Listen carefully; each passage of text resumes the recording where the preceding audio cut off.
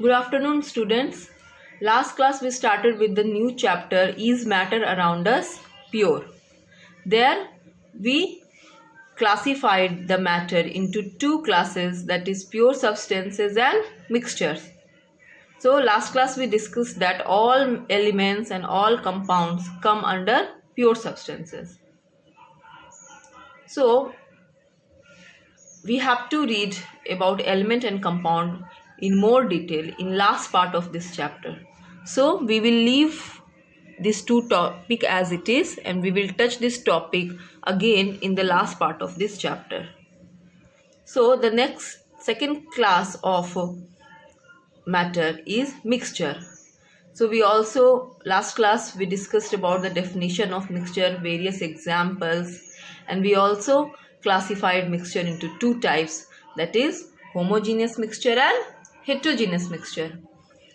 As I discussed that homogeneous mixture are those mixtures in which the constituent particles are mixed uniformly throughout to form the solution, whereas in heterogeneous mixture the constituent particles are not mixed uniformly throughout and they do not form the solution, but they may be in the form of suspension or in the form of colloidal solution.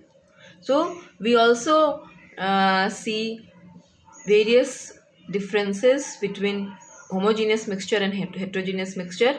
In homogeneous mixture the constituent particles are not physically distinct, but in heterogeneous mixture the constituent particles are physically distinct. So homogeneous mixture are in the form of solution as I have written here, and in heterogeneous mixture they are not in the form of solution but they are in form of suspension and colloidal solution. So you will see basically in suspension are those type of mixture in which the particles get settled down at the bottom of the vessel when you mix it, and in colloidal solution the particles do not get settled down at the bottom but they just get spread in the mixture only, and they look like the homogeneous mixture only, like solution only, but they are not actually the solution. They are one of the form of heterogeneous mixture only. Okay? So in homogeneous mixture we will separately study about solution, and in heterogeneous mixture we have to study about the suspension and colloidal solution separately. So before going to solution, suspension and colloidal solution, we will do one activity and we will see how solution is different from suspension and colloidal solution, and we will also see at the same time some of the properties of solution, properties of suspension and properties of colloidal solution. So here we can do one activity.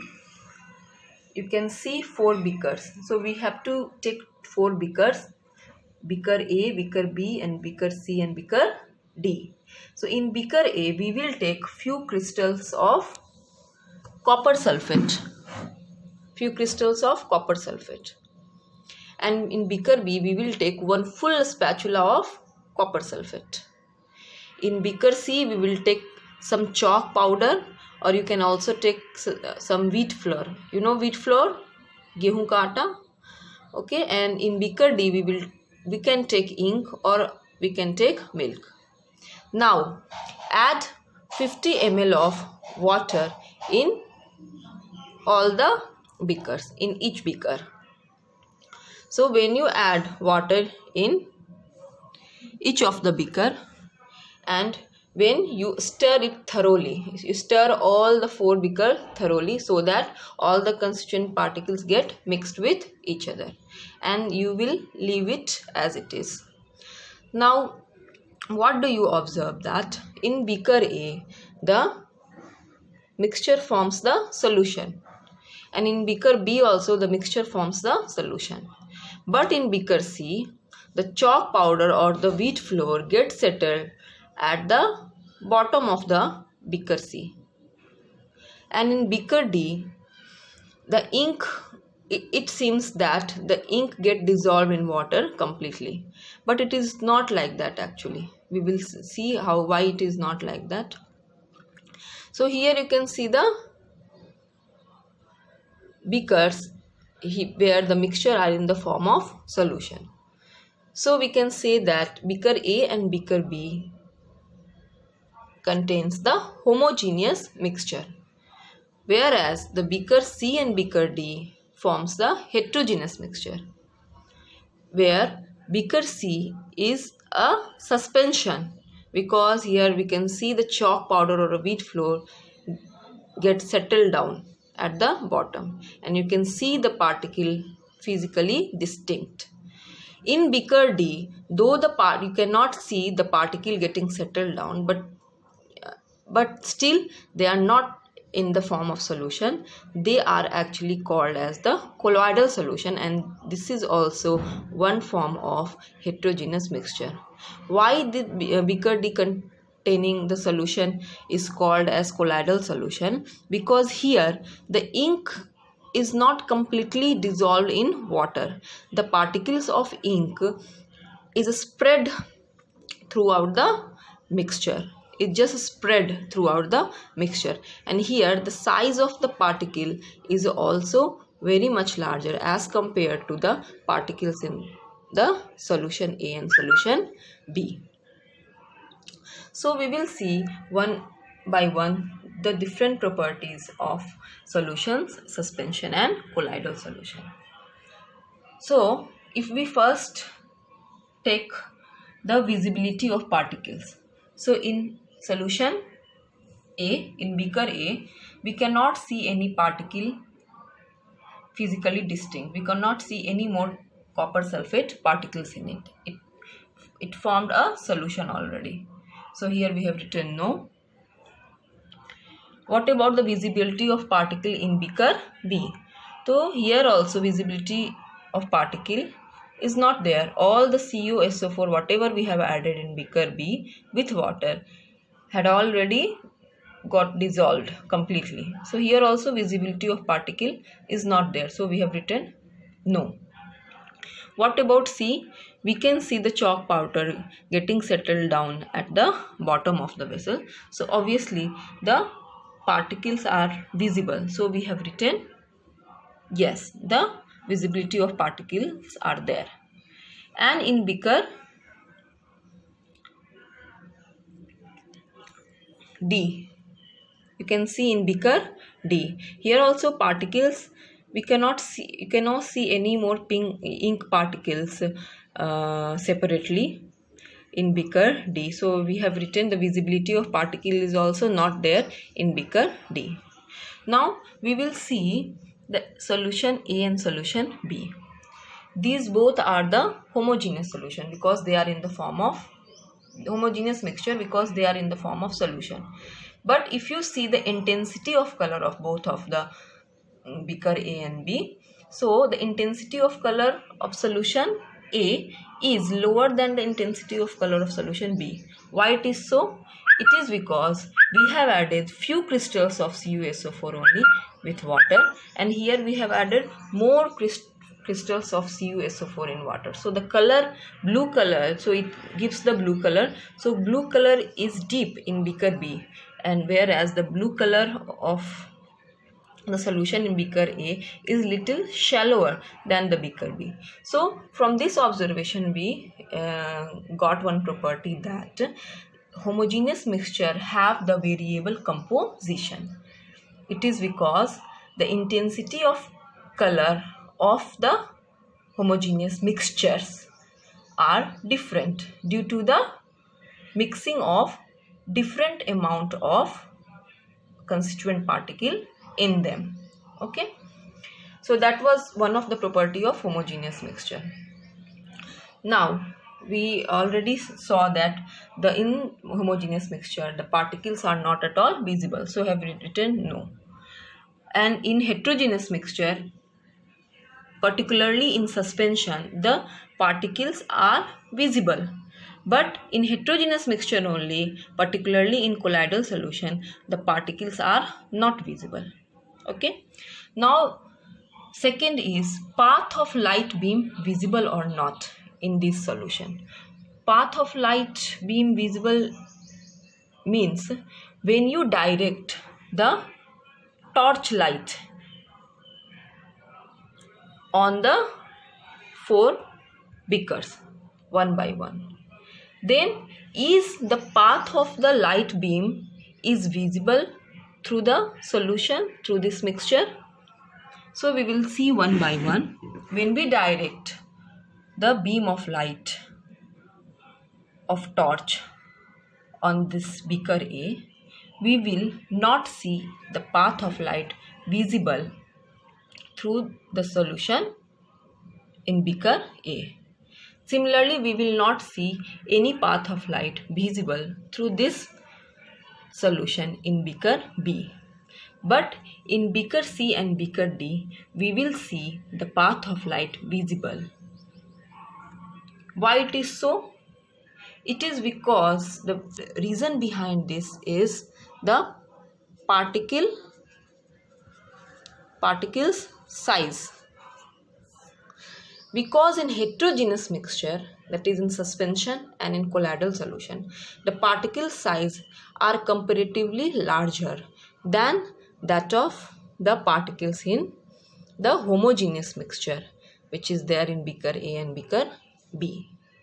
So if you see the particle size, so the particle size in homogeneous mixture, that is in solution, are very much smaller, of about 1 nanometer in size.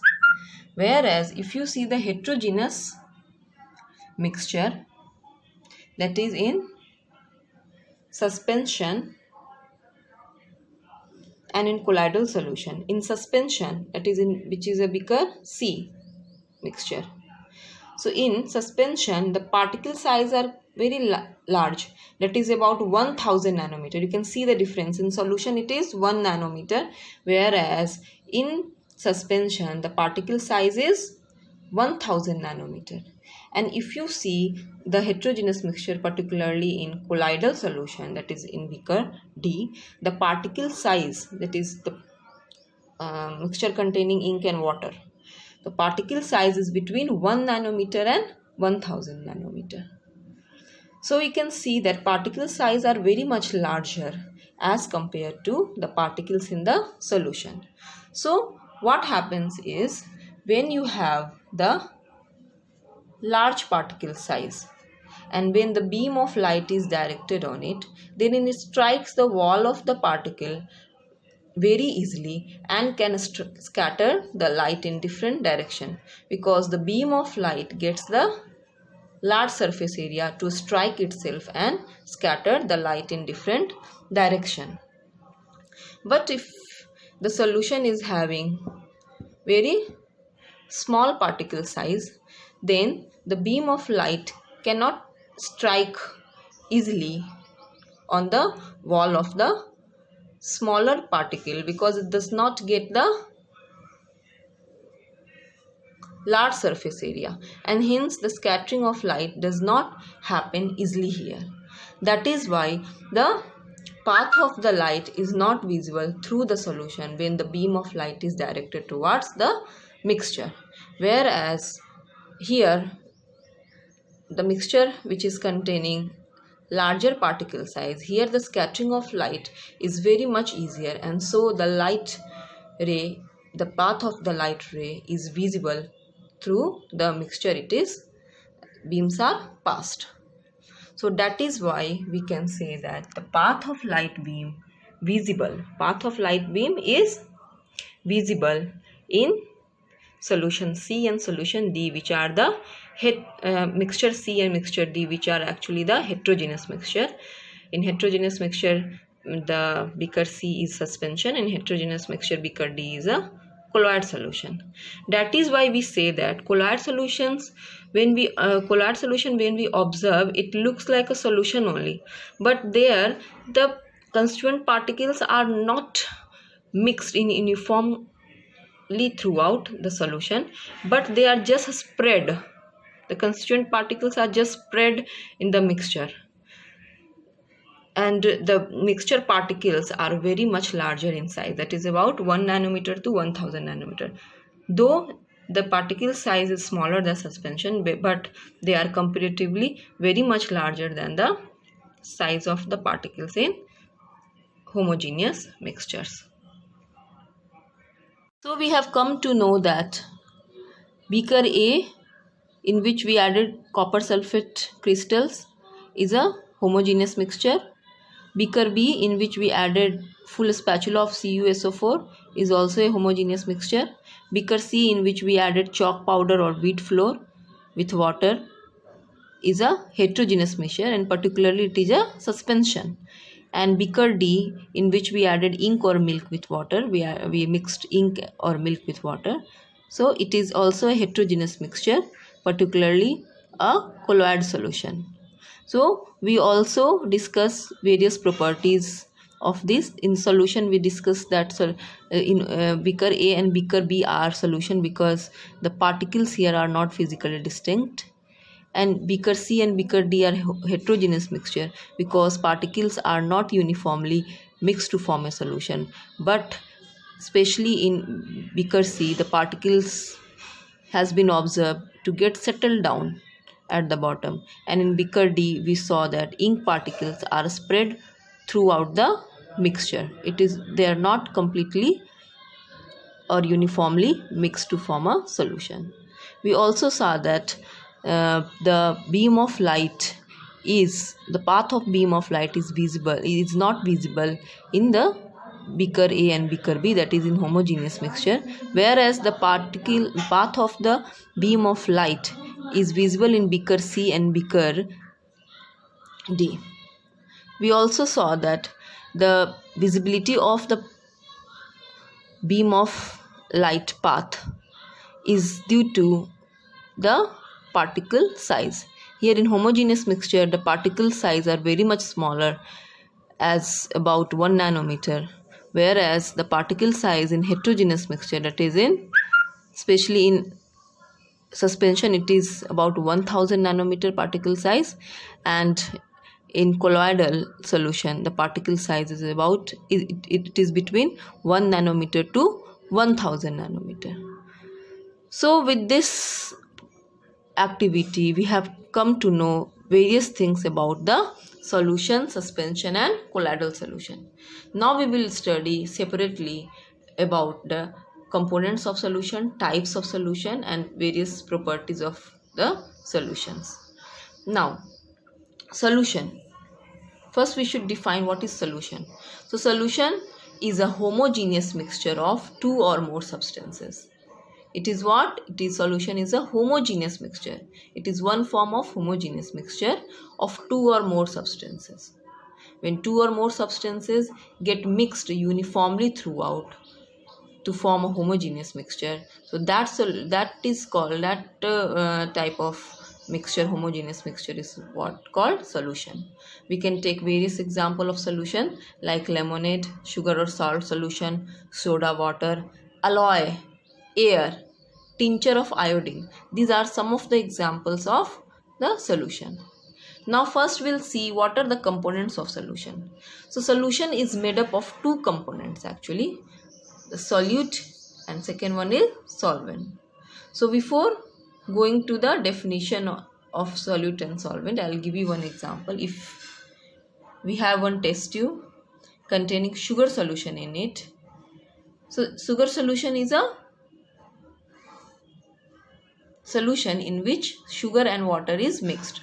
So here the sugar which is mixed with water is called as solute particles, and water in which sugar is mixed is called as solvent particles.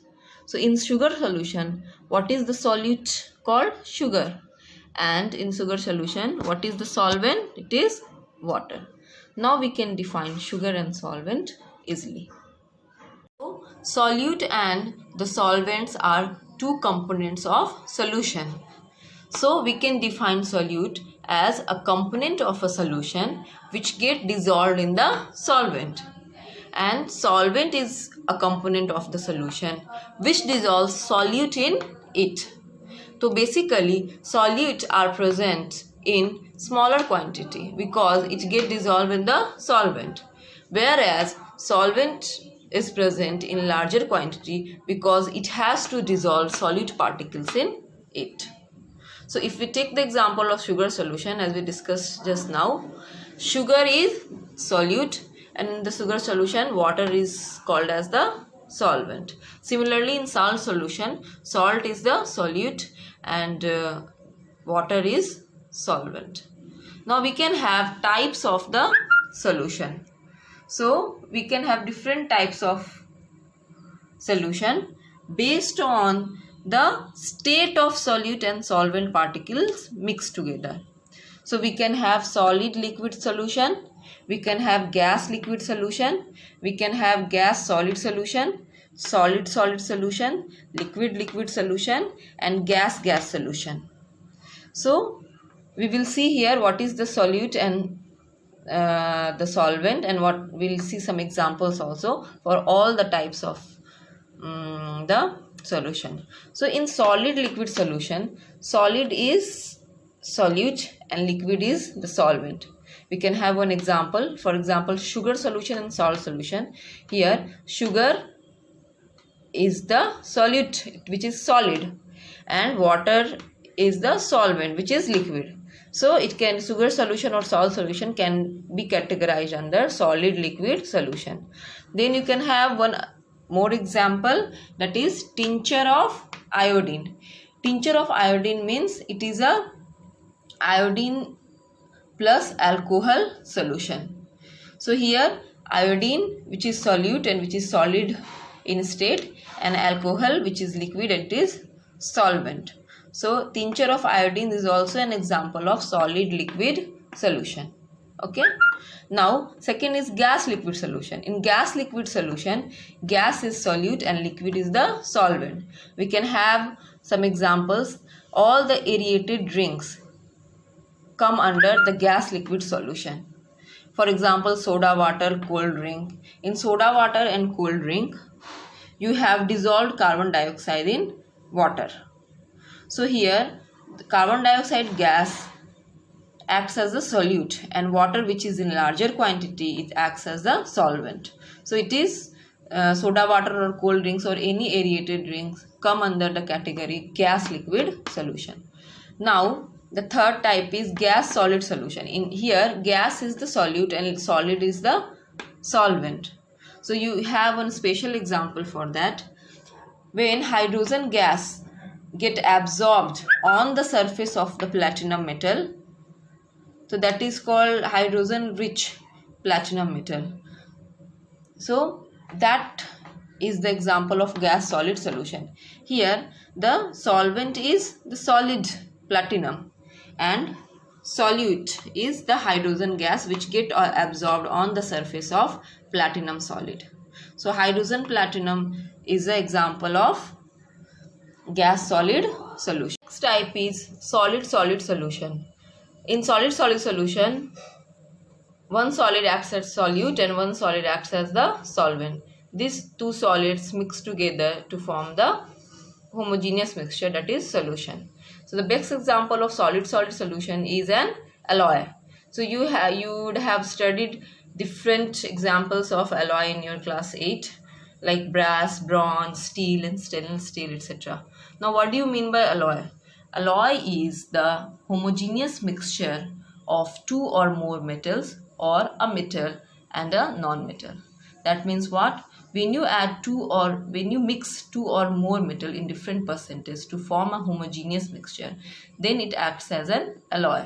Or if you add or if you mix one or more metal with some non-metals, then also in homogeneous mixture, to form a homogeneous mixture, then also you can get an alloy.